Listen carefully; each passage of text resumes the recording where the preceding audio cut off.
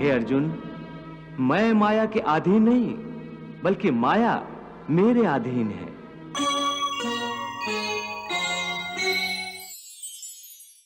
तुमने तो यह भी कहा था कि आत्मा को सुख दुख भी नहीं होते, परंतु अभी कह रहे हो कि मृत्यु के पश्चात आत्मा को सुख भोगने के लिए स्वर्ग आदि में अथवा दुख भोगने के लिए नरक आदि में जाना पड़ता है। नहीं अर्जुन, आत्मा को कहीं किसी स्थान पर या किसी काल में भी सुख दुख छू नहीं सकते, क्योंकि आत्मा तो मुझ अविनाशी परमेश्वर का ही प्रकाश रूप है। हे अर्जुन, मैं माया के अधीन नहीं, बल्कि माया मेरे अधीन है, और सुख दुख तो माया की रचना है।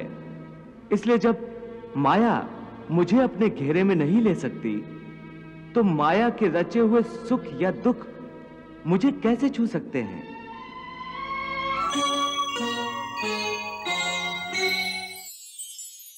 जब आत्मा एक शरीर को छोड़कर जाती है तो साथ में जीवात्मा को भी ले जाती है। नहीं अर्जुन, यह व्याख्या इतनी सरल नहीं है।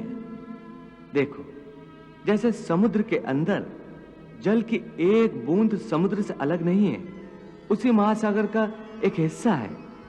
वो बूंद अपने आप सागर से बाहर नहीं जाती।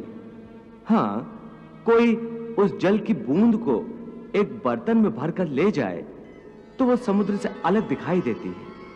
इसी प्रकार सूक्ष्म शरीर रूपी जीवात्मा उस आत्म ज्योति के टुकड़े को अपने अंदर रखकर अपने साथ ले जाता है। यही जीवात्मा की यात्रा है, जो एक शरीर से दूसरे शरीर में, एक योनि से दूसरी योनि में विचरती रहती है।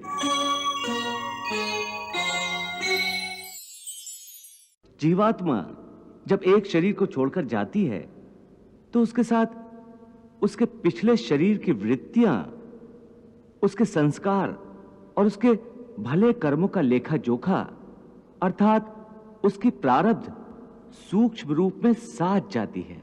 हे मधुसूदन, मनुष्य का शरीर त्यागने के बाद जीवात्मा कहां जाता है? मनुष्य को अपने प्रारब्ध अनुसार अपने पापों और पुण्यों को भोगना पड़ता है।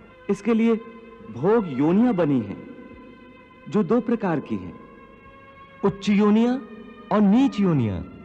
एक पुण्य वाला मनुष्य का जीवात्मा उच्च योनियों में, स्वर्ग में रहकर अपने पुण्य भोगता है, और पापी मनुष्य का जीवात्मा नीच योनियों में, नरक में रहकर अपने पापों को भोगता है।